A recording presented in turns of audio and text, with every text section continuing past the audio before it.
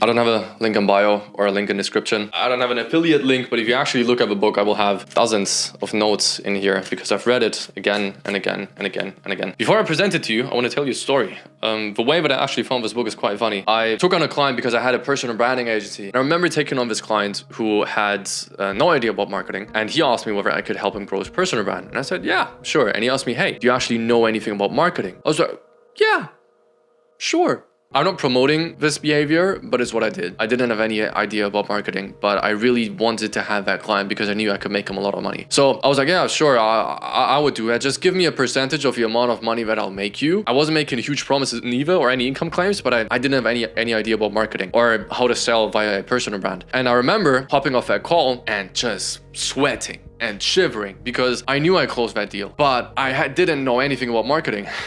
And I was about to sell him a personal branding service on growing his personal brand through content on YouTube and on Instagram and also on marketing, but I didn't know anything about it. So I thought, all right, should I read the usual personal branding books or should I just buy a course? And I bought a course, which was Digital Launchpad by Iman Ghazi. And once I bought that course, I went through everything. I fucking inhaled that course. I went through every single module and I literally watched it. I took a notebook and I took notes. And I did that for 1 week straight. I didn't see sunlight. But what happened was that I actually realized that a friend of mine told me, at least, that the notes that I took were very similar to a book that I haven't read before. And that book was Expert Secrets from Russell Brunson. This book is insane. And I want to describe it to you because it made me $125,000 because that client who actually asked me whether I knew anything about marketing, who I basically lied to, he made $125,000 a month 3 months later. And he sustained $100,000 a month in profit over the next few months. Still until this day, I believe. And we won the Skool Games, we won a trophy, we became the world's #1 health community on Skool. Again, only because of this one book. And I want to describe the entire book to you in one sentence. While accepting responsibility is essential to gaining control of one's own life, assuring others they are not responsible is essential to gaining influence over theirs.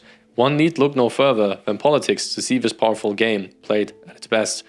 Now, gaining control of somebody's life sounds absolutely diabolical and it sounds horrible, but at the end of the day, that is marketing broken down into one step because you're basically making people take a step that they didn't want to take before.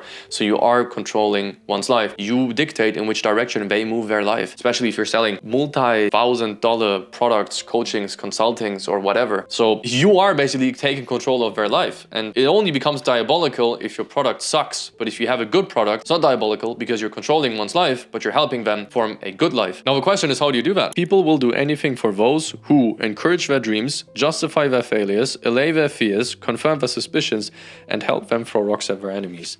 That, at its core, is the marketing strategy of every single creator that I work with. We've done it very successfully. It is the marketing strategy of Andrew Tate. It is the marketing strategy of Iman Ghazi. It is the marketing strategy of Luke Belmar, Daniel Dalen, Alex Ramosi, BrezScales. All these huge guys, all of them use the exact same marketing strategy. And you will realize it once you go on Instagram. And after you actually remember this sentence, and I encourage you to go back and literally note this sentence down, because the next time you scroll through Instagram and you see any of these creators that I just named, you will realize that every single time they are doing one of the 5 things that I said that you would need to do in order to make somebody do anything for you. Now, the reason why this is so important is because if you actually look at marketing nowadays, or you look at the personal branding space nowadays, 99% of infopreneurs are wannabe versions of Iman Ghazi, Alex Ramosi, or Andrew Tate. And the only guys that actually manage to blow up are people like Daniel Dalen or BrezScales, people who differentiate themselves from these people. And the only way that you can differentiate yourself from these people is not to understand what they do, but to understand why they do what they do. Because once you understand why they do what they do, you can replicate it for yourself, but still do your own thing and apply your own marketing strategies. Because nowadays people have just come back to second principle thinking. First principle thinking is to understand the principle behind the action that somebody takes, to understand the principle behind why Iman says what he says, why Andrew Tate says what he says, and why Alex Ramosi says what he says. And you want to be a great marketer. That doesn't mean that you need to be the next bald kickboxer who's gonna put on sunglasses and drive a Bugatti and have a fucking slave button in his mansion. But all I'm saying is that you want to understand why this man turned a billionaire, and especially why Andrew Tate was a millionaire before he went to jail and a billionaire after being released from jail, because this is so interesting. It's interesting to understand that when Andrew Tate went to jail, he confirmed everybody's suspicion that the Matrix was real, because if it wasn't real, they wouldn't have sent him to jail. And if what he said wasn't dangerous, then he wouldn't have sent him to jail. That is why he made so many sales. People will do anything for those who confirm their suspicions and help them throw rocks at their enemies. He threw rocks at the matrix, the government basically, and then confirmed the suspicion by going to jail. Did he do that on purpose? I don't know. I don't think so. But I would suppose that he knew that he was going to jail. Before he went to jail, in every single interview, he said, first they try to cancel you, then they put you into jail, then they try to kill you. And a couple months later, he confirms the suspicion and he goes to jail. That, at its core, is marketing. This sentence, at its core, is marketing. And it's important to understand the nuances of marketing behind it. Because once you understand that, you can build your own brand behind it. Because all of these guys who you see online are incredible entrepreneurs and incredible marketers. The only reason why they are able to build their own unique thing is because they're good at marketing. And they can look at somebody and they can say, this is why he did that, this is why he said that, this is why he moved that, this is why he applied that, this is what he sold that, etc, etc, etc, etc. Once you understand that, it is inevitable for you to make a lot of money. But if you just stay in second principle thinking like most people are right now, you will associate yourself with most coaches out there. Now the problem is, why is it so problematic to associate yourself with most coaches out there? As you know, most coaches or most coaching offers or consulting offers or especially courses are hot air, like really fucking bad. They get no results, they're being hated, they sell their reputation, and they end up launching ads. Ugh.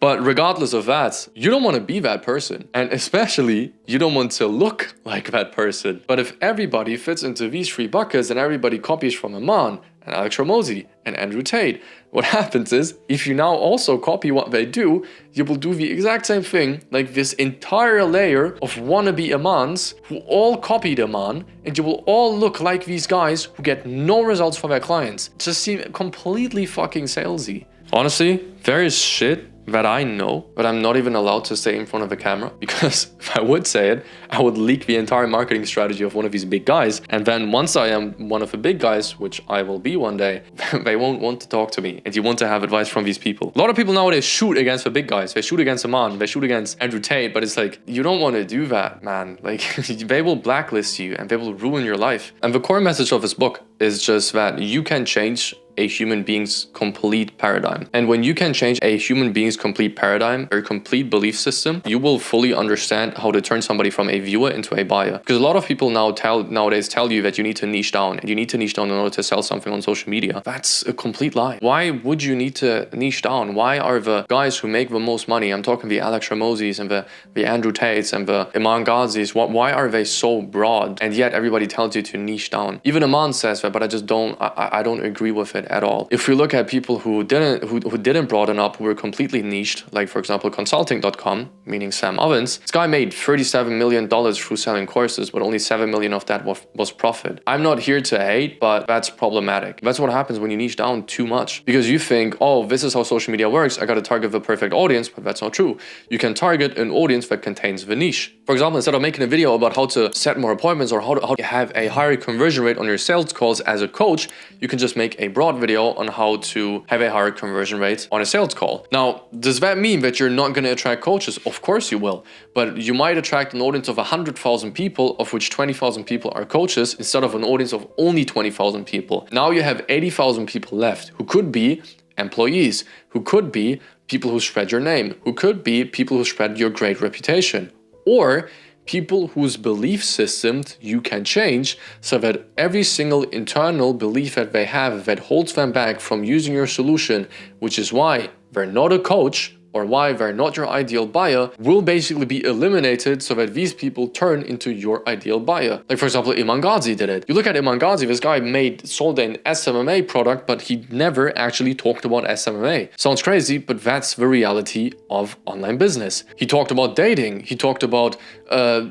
old money, cigars, watches, bags, traveling, and all these things, but he actually never talked about SMMA. And that's because he knew exactly what was in this book. And multiple quotes that I've learned from his own chief marketing officer, Louis Berger, are in this book.